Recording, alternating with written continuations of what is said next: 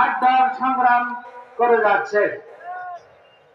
আমরা ঐতিহাসিক এই লালদিঘির ময়দান থেকে জোরালো কণ্ঠে সারা বাংলাদেশ নয়, সারা বিশ্বে আমাদের এই দাবি আওয়াজ যেন চলে যায়, সে ব্যবস্থা ইনশাআল্লাহ আমরা করব।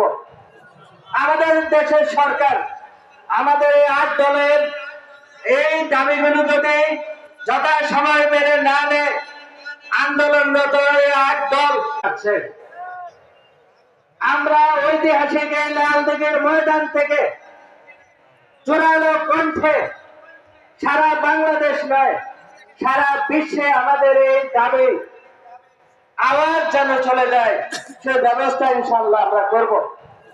আমাদের দেশের সরকার আমাদের এই ৮ দলের এই দাবিগুলো যদি যথাসময় মেনে না নেয়, আন্দোলনরত এই ৮ দল আরো কঠিন কর্মসূচি দিতে বাধ্য হবে।